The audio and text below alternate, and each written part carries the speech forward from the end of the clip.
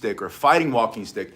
This is known as the Japanese Joe. This is about 54 inches, usually 54 inches. This one's a little shorter. You can see the link below if you want to get one for yourself. Doesn't matter where you start. Start with a hiking stick, a walking stick, a hiking pole. This, the Japanese Joe, is typically going to come up to be about your elbow or your shoulder width right here, your shoulder length into the inside of that armpit. When you bend your elbow, it should be about like this as it touches the floor. Now you can see this one is a little bit short, but again, don't overthink it. Grab a walking stick, a hiking stick, your Japanese Joe, any fighting walking stick, and follow me. I'm going to show you how to use it in practical ways. Get started with it right away. I'm going to move the camera back a little bit so we can start training from the beginning.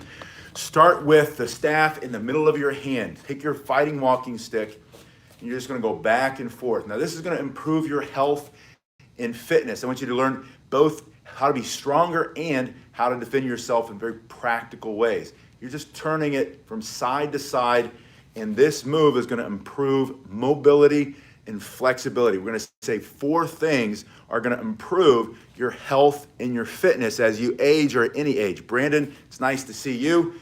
Number 1, the 4 things that improve health at any age, especially if you're a senior and you're looking for getting stronger, maybe you're a boomer or you're younger and you want to get stronger as you age, you want to have good flexibility. This is improving your flexibility in the wrists, elbows, all the way into the shoulder. Put it in the other hand. You're going to go back and forth on this side as we talk about the second thing that is a sign that you have good health.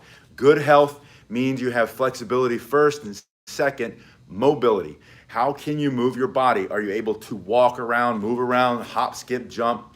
Maybe as you get older, you don't move like you used to, but you can always improve your mobility by moving more. The more you move, the more you're going to be able to move. It's all about capacity, strengthening, and you're going to get it with this warm-up move for your wrists, your fingers, the elbow, the forearm, and like I said, up into the shoulder a little bit. Now I'm going to go from one hand to the other hand as I continue to increase the mobility and the flexibility in my wrists.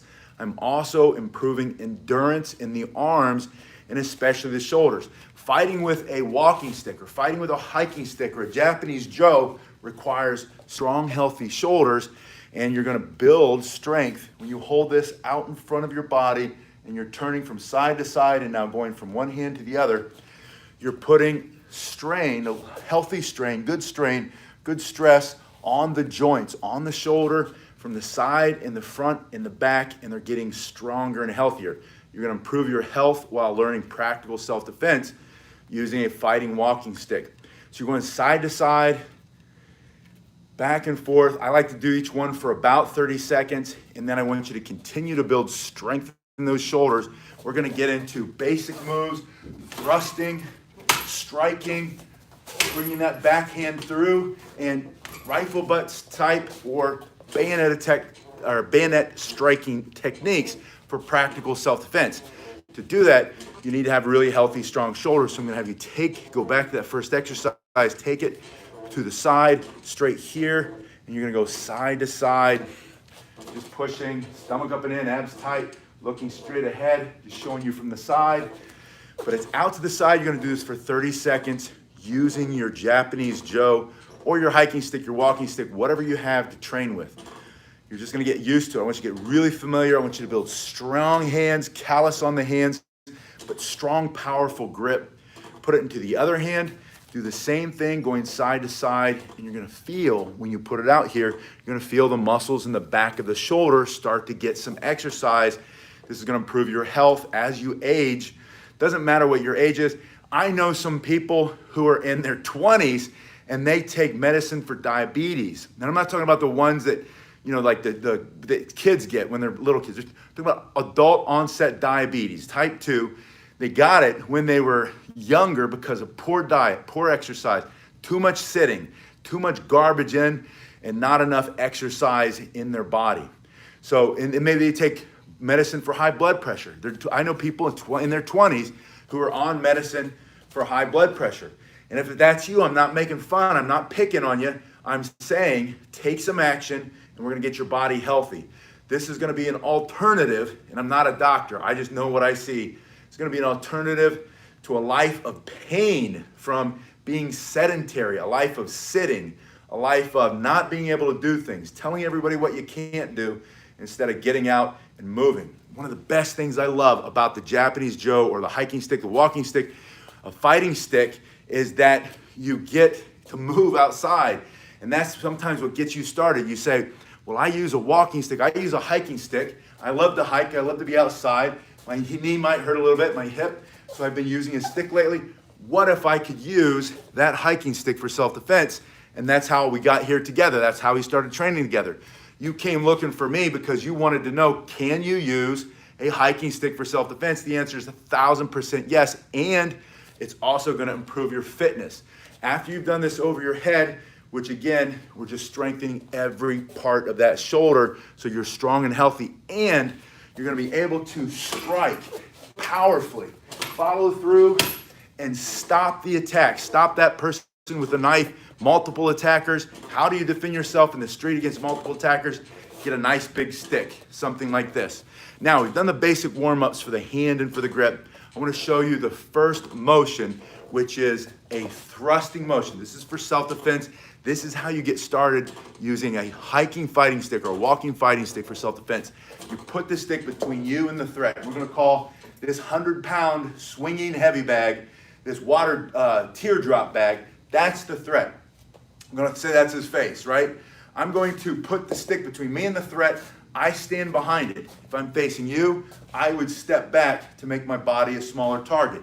So you're gonna practice, put it in either hand, doesn't matter right or left. Beautiful thing about using a walking stick or a fighting hiking stick, a Japanese Joe, is that it's an ambidextrous weapon. It can be here, and a second later, it's here. Doesn't matter which hand is in the lead, they both work evenly, and you're gonna get good at using both sides, fighting with your walking stick, your hiking stick. So you're gonna be behind it, point your thumb at it, and simply thrust. A thrust is just pushing with both hands. From here, I'm behind it, point the thumb at the threat, and thrust. Let's talk about the targets: eyes, nose, mouth, throat, teeth, solar plexus, groin, the belly button, the knee, anything straight in the middle. I'm just gonna go straight through the middle, and I'm not gonna worry about what I hit so much, except I'm gonna think about, do I wanna remove their ability to see me, to be able to breathe through their nose temporarily or permanently through the throat, be able to move or stand by hitting them here, and I'm just gonna aim that thumb and then push. Now, as you're practicing your thrusts, I want you to turn your hands over and one hand comes up. So the right hand comes up, that's in the back. The left hand comes over, that's in the front.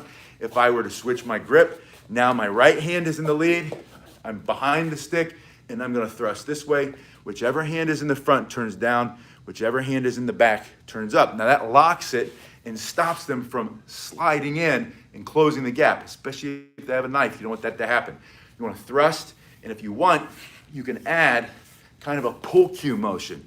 You can do both at once. So from here, you're standing behind it. From here, thrust, pushing the arms and sliding at the same time. If that's my target, I now, with that motion, will have a lot more power and be able to drive through. I want you to be able to drive through the opponent for self-defense.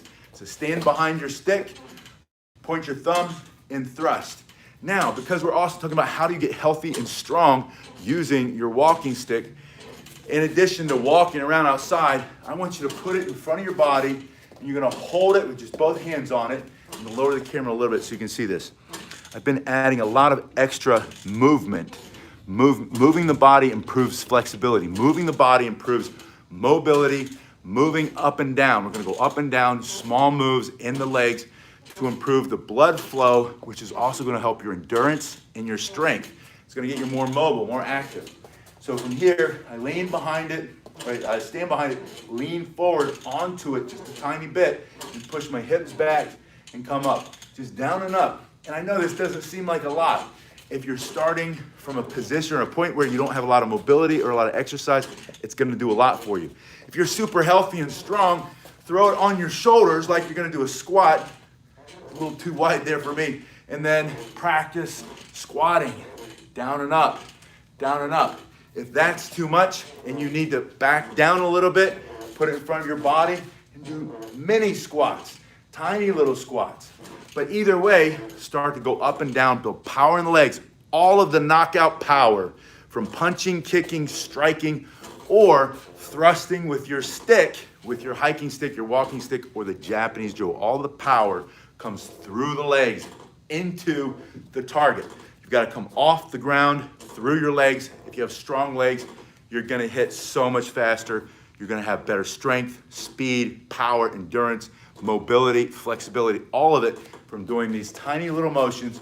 And you're just using the stick, leaning onto it to unweight your body, to get some of the weight off the legs so that you can do the motion. The more you do, the more you're going to be able to do. But start now, don't wait.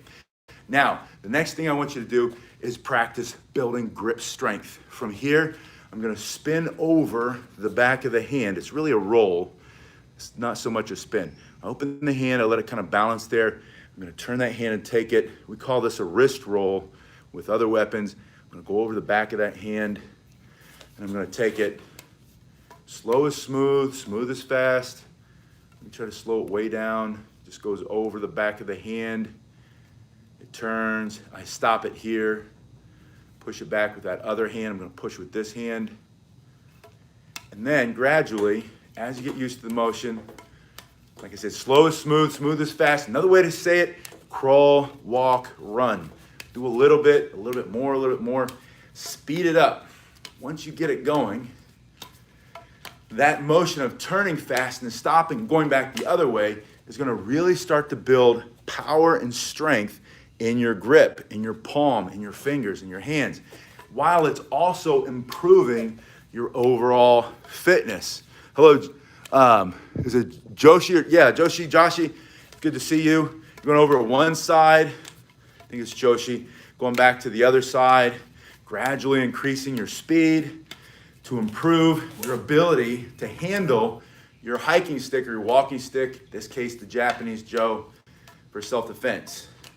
When you're learning how to fight with sticks, being able to hold onto it is extremely important, right? Now we're going to go into the second move for self-defense. Number one, stand behind it, lift, and thrust. Number two puts it in the back hand. Number one is in the front hand. Two, let's say you're walking, you're not paying attention, or you're not too much aware of what's happening, you're kind of relaxed. Something jumps out at you real fast and you have to respond. You're going to lift the hand to your cheek. Lift the hand to your cheek. The first one, I pointed my thumb at the threat. That's the threat. Point the thumb. There's your thrust. Number two, lift your hand to your cheek. This is doing two things. One, obviously, it's getting it in position to strike. Two, it's getting it in a position to block your head, to protect you for self-defense. So when you learn how to fight with sticks, in that case, this is what we're doing. We're learning how to fight a fighting walking stick, right? This is all about self-defense. Health, better self-defense. Bring it up here. Put it right here. You want to have a good protected position. This arm is protecting your body. The hand is protecting your face. And the stick is protecting that whole side of your head. From here, the other hand is just in front. And from here, I'm coming straight in with a very forceful, powerful, thrusting strike. So that's your second thrust. Thrusting straight ahead. I had a situation today where I confronted somebody who's been misbehaving. One of the homeless guys coming up and down in front of the building, he walks by, he's messing with his nose. He's obviously on something. Either he's mentally ill or he's on drugs or he's both. And I'm trying to have a conversation with two businessmen, two gentlemen who also have had some trouble with the same guy. And they say, oh, watch this guy, he's dangerous. Here he comes. And the guy's coming down and he's as loud as he can, saying really aggressive words to a rap song with a lot of bad words in front of all of these businesses. Some of the businesses, a restaurant down there, little kids sitting there, and he's doing it to be intimidating. Then he comes up and he asks people for money. And I stopped him and I said, look, stop doing this. I said, you keep coming in front of these businesses, my business, and you're angering all these people. But so I had to say something because I believe we're all responsible for ourselves and others. And he has to stop. I'm going to call the cops. I'd rather try to help him, tell him, than tell on him. That's what I believe. Tell them, and then before telling. And so in this case, I want him to learn how to correct his behavior, but he's a threat. I know he's a threat. These guys say, oh, we watched that guy do this and this. Watch out. He's not an innocent guy. And I said, I know that. I can see that. And so as he's coming, I practice what I preach. Not always, but in this case, situational awareness, paid attention to where I was. I made sure he couldn't close the distance on me. And then I had in mind immediately, this is that Tim Larkin stuff. I take a deep breath. If this guy closes the gap, or if I have to close the gap, what are the targets I will remove or destroy? These thoughts pop into my head all day long. Even the people that don't seem obvious, it just becomes a habit after a while, right? And so in this case, I'm asking myself, what am I going for? What am I going to do? And the biggest challenge with somebody like this guy is that he's got a backpack on, extremely baggy clothes. He's wearing a coat. It's 92 degrees out. I don't know what he's got on him. He could have a knife. He could have a gun. But what I do know for sure is that first target that I'm going for is his operating system. I want to shut it down and turn it off if I have to. I'm not advocating violence. I'm advocating self-defense. It's your right. It's my right. It's my business, my livelihood, my ability to put food on the table for my family. Something has to be said. No one else is going to say it. So I'm going to say, hey. And then I see him kind of stop, and he gets really upset, and he turns and he makes a decision, and then he walks off. But he didn't make it right away. And in that moment, that's when you have, this is situation awareness. This is what happens in real self-defense situation. You have to start to think about, assess. Okay, what do I initially put myself in a better position.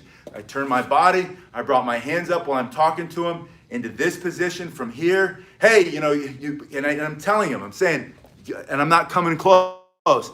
I'm keeping my distance, and I'm measuring, I'm watching, is he coming close or not? But again, that first strike, this is why I want you to see this from here to here, and I'm going right in for his face. Now, I didn't have my bow.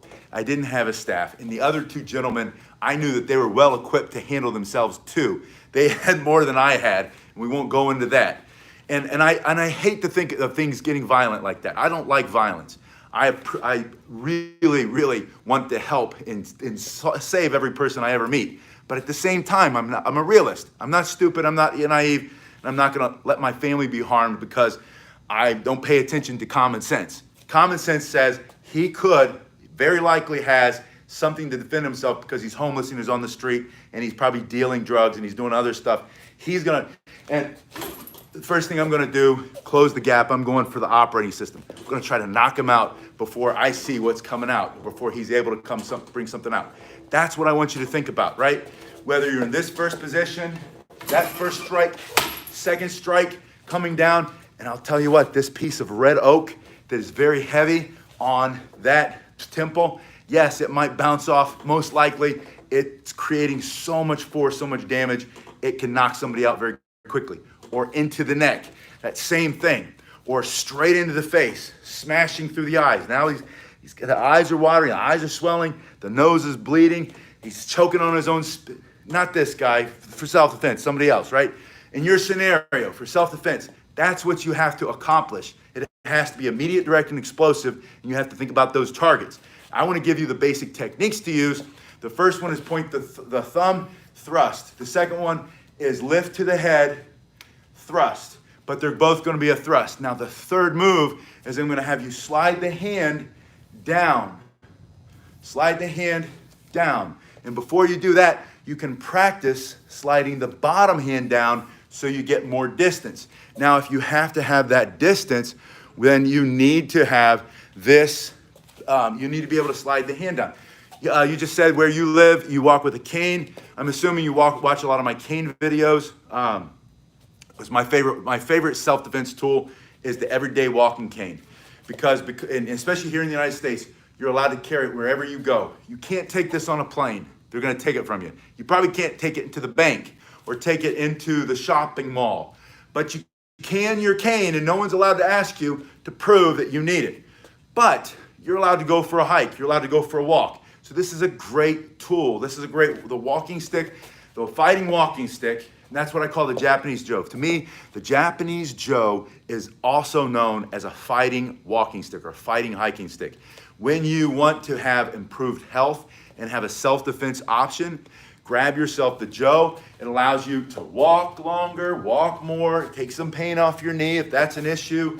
It gives you a little more self-confidence, a little bit sense of safety. Now you're walking longer. Your body's getting leaner, your muscles are getting stronger, your cardiovascular, You don't need the diabetes medicine as much. You go to the doctor and he says, hey, you don't need that high blood pressure, hypertension. Let's get you off of Tyluta, or I don't even know what they're called. You know, all the different drugs you see in the pharmaceuticals. People are taking all these pharmaceuticals because they're binge watching Netflix and eating garbage. That's my opinion. I'm not a doctor. That's my observation. If you have a hiking stick or a walking stick, a fighting walking stick, the Japanese Joe, and you're moving your body, and you're getting lean, and you're getting strong, you're practicing self-defense, and every once in a while, you add in some of these exercises I want you to do. Put it in front of you, push your hips down and up. Start to get power in the legs for that knockout strike, whether it's with your hand or with your walking stick or your cane. Hollow canes have a really great use. Not going to talk about that. Yes, I understand what you're probably talking about with the hollow cane. There are a lot of different versions of self-defense canes. My favorite is just the Cane Masters Oak walking cane. Cane Masters Oak dojo training cane is my favorite, but I'm partial, of course. My second favorite, and my favorite weapon to train with, martial arts weapon, has always been the Japanese Joe. I love it because of its size, all of the things that you can do traditionally that I don't necessarily will teach in a self-defense class because they're more specific to the martial art of the Joe.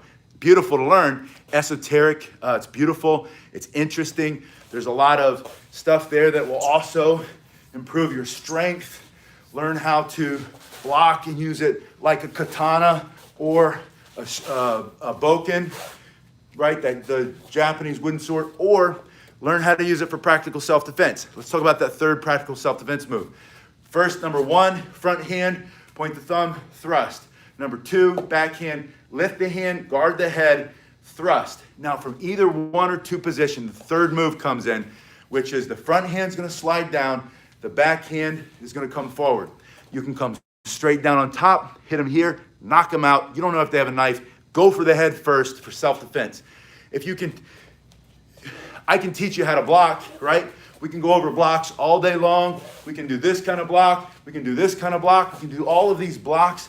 But if you can stop them, Danelle says she'd rather use the Joe, short, long staff for too long. Excellent, excellent, Danelle, I agree. I love the Joe for any height person. It's just more practical. And if you look at the history of the Joe comes according to Musashi. Musashi was wrote the Book of Five Rings, and there are all the Musashi movie series or TV series based on the Musashi Japanese historical figure and writer. He was like Sun Tzu, Art of War, the Chinese version, but this is the Japanese version, Musashi. And he's a great famous swordsman, great movies. If you like old Akira Kurosawa films, the old black and whites, kind of the precursors to all of the Star Wars movies. And all of the Westerns, like Fistful of Dollars, Hang 'em High, The Good, the Bad, the Ugly, all of those are based on the old Musashi and Yojimbo, the bodyguard movies, all the old Japanese sword fighting movies, which is where all my passion comes from. I can't get enough of it. But going back to practicality, right? Using this, instead of the longer version, the Japanese bow, the 6-foot version, you don't run into the ceiling. You don't run into the treetops. And that's where it came from. The story goes that the famous fighter was fighting against Musashi, who had never been beat. Musashi beats this fighter who's carrying a bow, the long martial arts staff. The guy's frustrated. He can't figure out why. He's never lost it himself. Then he goes and he's training and he keeps running into the trees and he says, oh, this is why it's too long. Cuts it in half, and then all of a sudden, or not in half, but cuts a length of it off, and then all of a sudden he has the perfect fighting weapon for him, which is the Joe, which is for us, the walking fighting stick, the fighting walking stick. So if you want to get better health, you want to get better self-defense, learn practical fighting with sticks, the Japanese Joe, this one right here. This is also your fighting hiking stick or your walking stick. So we have this thrusting motion. I also have the coming straight down on top of the head, smashing, turning off their lights out, right? Turn off the operating system, or at an angle. From the second position, thrusting, slide the hand down, either come down straight on top or come down either angle, either hitting the temple here, think forehead, temple, or temple. Again, the front position, thrust, and then it's just up and down. In the backhand, thrust, and then slide the front hand, slide through. Let me show you from the side, thrust. And as you push, as your hand slides down, you're also applying forward pressure. That makes it so much faster. That's the knockout. That's where the knockout comes from. From here, I thrust, and here, and watch. I'm coming down. This is just a pivot point. The weight of the staff is carried in my left hand like a Japanese sword, like a katana. The backhand, or a kin, the backhand is pushing while it's sliding. That accelerates it, making it go faster than normal. Now, you're going to improve your health and strength while you also pull the stomach up and in. This is a core exercise. All martial arts weapons training, engage, when done right, get your shoulders back and down, chin up, pull your breathing, engages your core, makes your posture, you look taller, younger, stronger, all those things just from training right here. Phil, nice seeing you. Phil made a Dow, or a Joe with his Dow, linseed oil. I missed the last part. They just disappear too fast. I don't know if we can adjust that. Either ask me again, Phil, or I'll read it and I'll try to get back to you. Now, I want to talk about 2 more strikes, and one of them is my favorite. They're all effective for self-defense. I'm going to save the best for last. And it's not even the hardest. It's one that you want to practice a lot, though. But I want to go back to front hand thrust, because I always like to build combination strikes. I want you to just build on each one. I don't want you to just practice one and stop, one and stop. In martial arts, it's very common, especially traditional like karate or the old style Tang Soo Do, which is precursor to Taekwondo, or the old Taekwondo, and they throw one punch and stop, and then the referee calls for a point, and then you get in the habit of punching one and stop. Yes, it is safe to touch after applying the linseed oil. The linseed oil is not going to penetrate and get into your blood and cause any damage. As far as I know, I'm not a doctor, but in my experience, I've been using linseed oil for years and years and years. Most of those oils are approved. Linseed oil, boiled linseed oil, they boil it so it doesn't go rancid. You know, rancid, if you leave oil, like olive oil, good olive oil, if you leave it the top open for a long time, it's going to go rancid, it's going to stink, and you can't eat it. It's rotten, basically. But when you boil it, you take out whatever life is in it, and then it doesn't go rancid anymore. That's why they boil it, I think. That's my assumption. That's my understanding, not my assumption. That's what I believe and read. All of the other oils are going to be about the same. If it's approved for furniture, then, you know, use it. Mineral oil is a good one too. And no, the linseed oil doesn't catch fire. What happens is people use linseed oil and they rub it all over, and then they bunch up the rag and they throw it in the corner. Rags can combust. So you don't, because the fumes, the gases that are coming off as it breaks down, that's what combusts. So they say, what I do is after I do my oiling once a week, I lay my rag flat outside on a stone, and I have a stone outside, it's by the door. Just put all my rags there, grab them next morning, they're all dried out, and then they're fine. Other thing that happens is people use oil, crumple it up, throw it in the corner. It's in the basement, and what's in the basement in a lot of homes? You've got a furnace that's got a pilot light, and you've got a water heater that if they're not electric, they have a pilot light. And if they are electric sometimes, they still cause a spark. Then the fumes expand, boom, boom. That's happened. That happens in shops, and you know there are so many regulations now in the West, not in Asia. In China, I'm sure they still have big bags of rags sitting in the corner. I'm sure they have some regulations, but it's probably easy to bribe your way out of them. But here, I know for a fact, you go into any good shop, or any shop, OSHA's coming around, all the different code inspectors, the fire department's coming, they're being inspected all the time, and they're saying, hey, you got a bag of rags back there, you're gonna cause a fire. So that's why it doesn't happen like it used to. But back in the day, before we have all these regulations to keep us all safe, boom, places were blowing up, and it was from that's where they gets a bad name. The linseed oil or all these different oils used in furniture making caused problems. It wasn't the oil itself, it was the way that they were storing the rags or not taking care. They weren't cleaning up after themselves. So clean up after yourself, you'll be fine. Just lay it outside, don't oil it and crumple it up and put it somewhere. Oil it, flatten it out, put it in the sun outside, let it dry, bring it back in, use it again in a couple weeks. All right, so the fourth technique, because I want to build on these strikes, the third technique. I have a thrusting motion, and I have a coming down either at the angle or on top of the head. And then I want to have one coming from the backhand, sliding. And again, my backhand is going to push as it turns, accelerating that strike, breaking the jaw, smashing the ear, boxing the ears, taking the eye out of the head for self-defense, smash the nose, into the neck, instant knockout if you hit him hard and fast. Breaking the arm, breaking the joints, going after his arm. Maybe he's got that knife out already.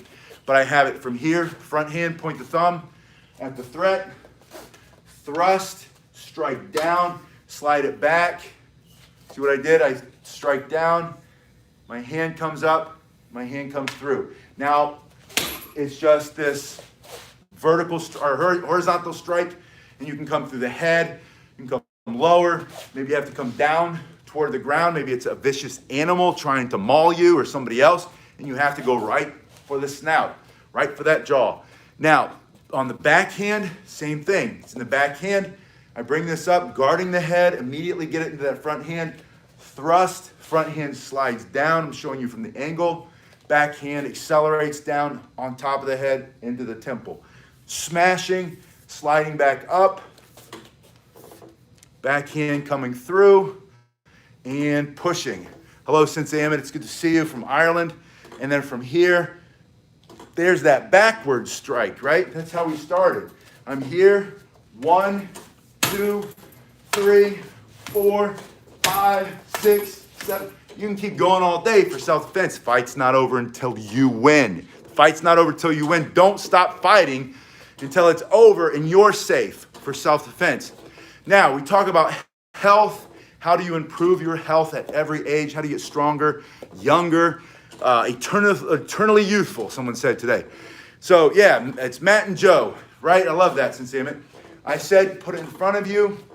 Start to build some health, some strength. It's like getting it's like healthcare coverage, right? You need better healthcare coverage. You're taking 20 different medicines. You're taking one for your heart, one for your high blood pressure. You're taking some medicines, some pharmaceuticals for diabetes. You take something else for the ringing in your ears. You're taking something else for the cholesterol. You're taking something else for joint pain and knee pain because your belly's out to here and you can barely walk. And I'm not making fun and I'm not criticizing. I'm saying you have a choice. What's on the other side of that handful of pharmaceuticals, making the pharmaceutical companies richer and richer and richer, and binge watching Netflix and stuffing the garbage down your pie hole? It's the Joe. The Joe, that's the key. You take the Joe and you stand up and you lean back a little bit and you just do a little bit of this leg motion, right? And then if you want, watch this. One of my favorite tools is this band. I've got these things everywhere now. I just put a resistance band on one side and I'm going to step in the other side, and then I'm just going to pull my elbows to my body and curl it up.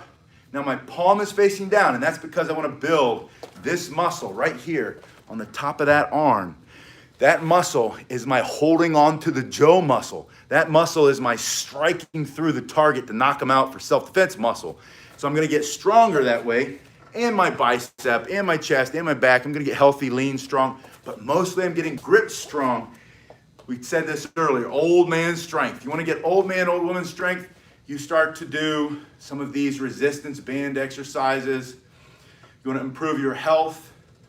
Take out an extra life insurance policy, but not one to cover you because you're going to leave the mortal plane early. Get the life insurance policy that adds extra life at the end of your life, and that's the health, using the health bands, the resistance bands in your Joe, your new best friend. You're fighting walking stick, you're fighting hiking stick. You're going to get better health as you invest in your own health, strength, flexibility, mobility, and endurance. Endurance is so important. You can change the grip, pull it up. You can change the grip, and don't pull these elbows higher than your ears, but just do them a little bit. Start to build back strength. Get your back strong again, your lats and your shoulders, just by doing this upright row. And some people say, don't upright row. That's because people do it like this. It's too much. Keep it here. You're going to be fine. That's also going to force your stomach up and in, making you taller, chin back. Now you look youthful. You're becoming younger. as you get stronger with your band and your Joe. Now, the last strike, I said I wanted to save the best for last. My favorite is a spinning motion with the Joe because it comes out of nowhere.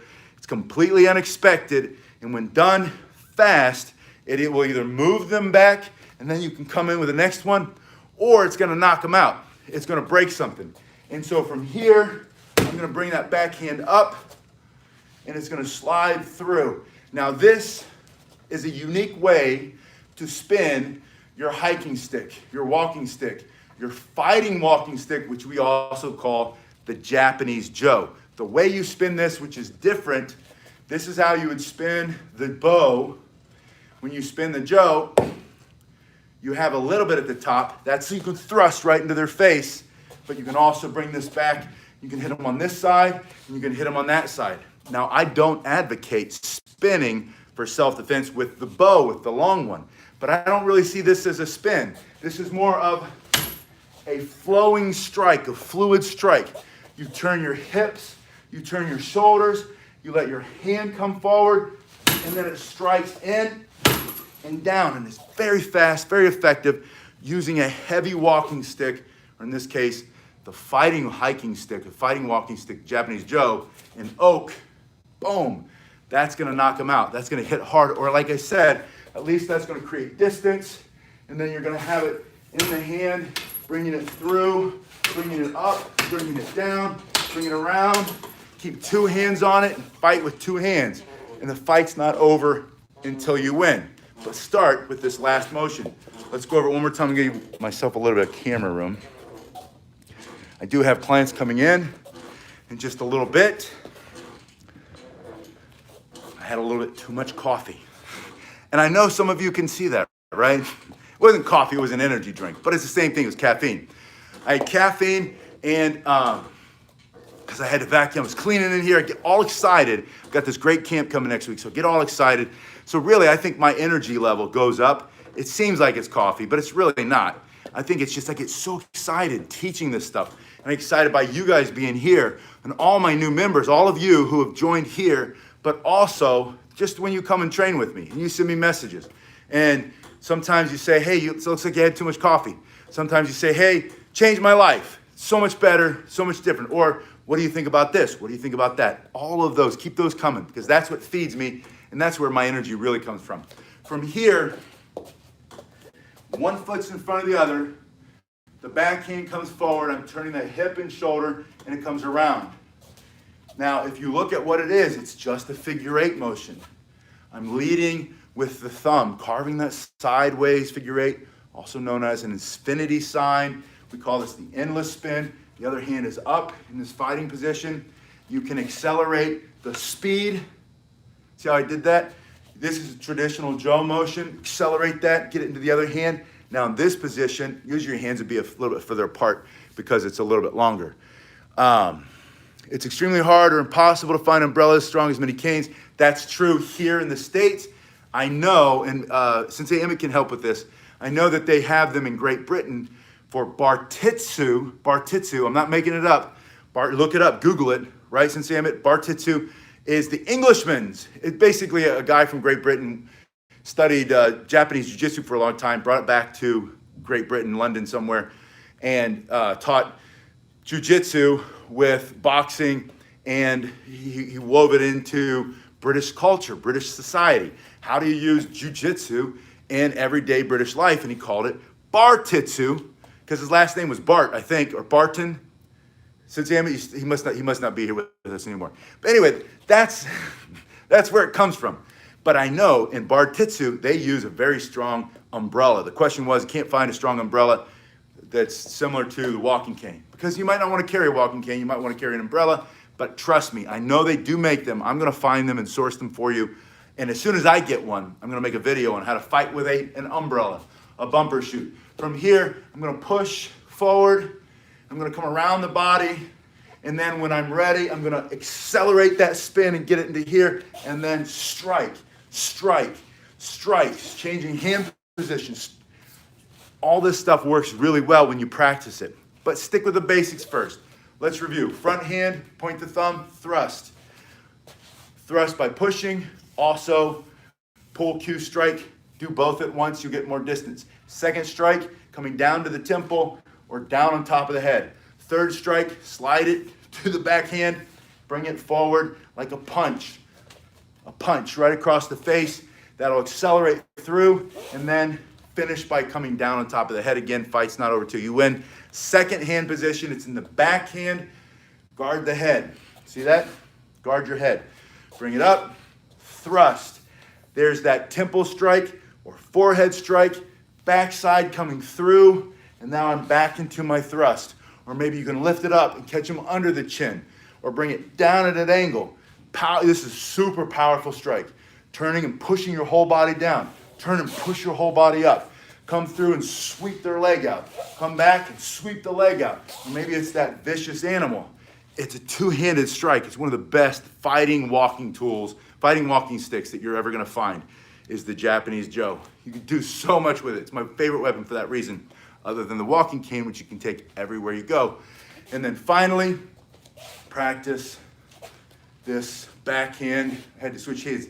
This hand's been overused today. From here, just turning. From here, turn that hip, pop that up, and bring it straight through and down across the other side. King Hinchy says, favorite martial arts weapon for self-defense, and I gotta be honest, I love every weapon. One of my favorites to train with, because it makes me sweat the most and has the most power, is the tonfa, the Japanese tonfa. It's that side-handle baton. I like to do push-ups with it. I like to do strikes in the bag. I like to just practice all the different striking and blocking techniques, but I can't carry it, or I wouldn't carry it. It's not practical to carry like in a backpack because it looks like a couple of weapons you're trying to get in a fight. I love this. I have used the Japanese Joe as a walking stick so many times, especially as a young person. In my head, I convinced myself, I'm gonna go out, not looking for trouble, but if it comes looking for me, I'm gonna be able to defend myself. I love the nunchucks. It's one of my first weapons as a kid, and it came from a fight. My brother and I were in an altercation in the neighborhood late at night, and this other two guys this kid whipped out these chucks. My brother took them from him, and he gave them to me. He's like, hey, you like these? And then we took them apart in the garage, figured out how, and we started making our own, and we used those for years. Probably the very first was the bow. So my first love is the Japanese bow. I love the tonfa, or the kin, the Japanese sword, because of the intricacy, because of the discipline. I love training with the Japanese sword. Just training all the different moves and the footwork, but it's the hardest. I love the Kali sticks, the Eskrima Arnis. I love those. I think it's a very practical weapon because when you learn how to fight with a stick, it's an improvised weapon. You can make a stick out of a rolled up magazine, rolled really tight, or a newspaper, a water bottle, crush it up a little bit, leave a little bit of air in there. It's better than nothing. There are sticks everywhere. If you're in a restaurant, spatulas in the back, spoons, serving spoons.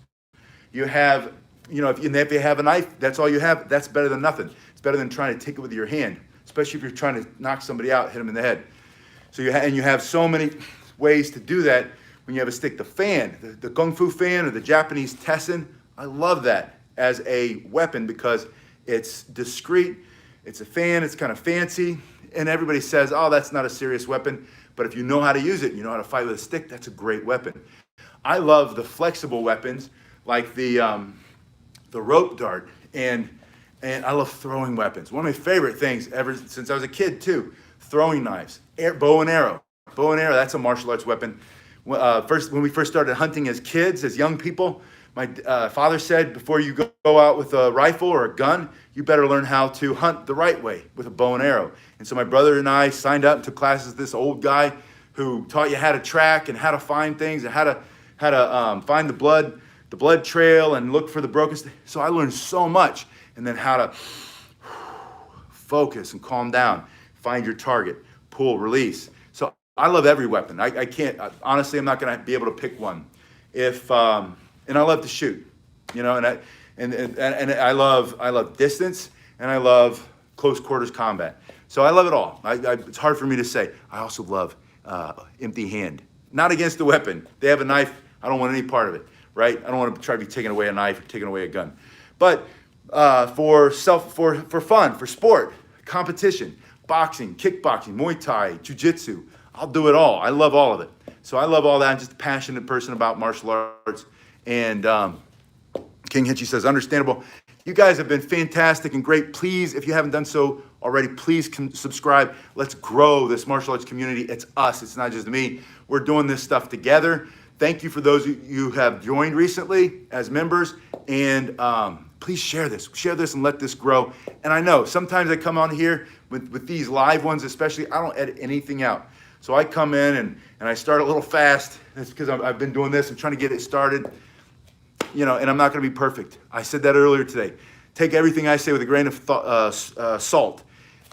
Learn it, but then go verify. Find what works for you, and don't let anybody tell you you can't do something. Don't let anybody tell you you can't improve your fitness. Don't let anybody tell you you can't learn martial arts on a video. It doesn't matter what anybody else thinks. All that matters is what you do. So what you do is the most important thing. You guys have been awesome. I'll see you in just a little bit. Thank you.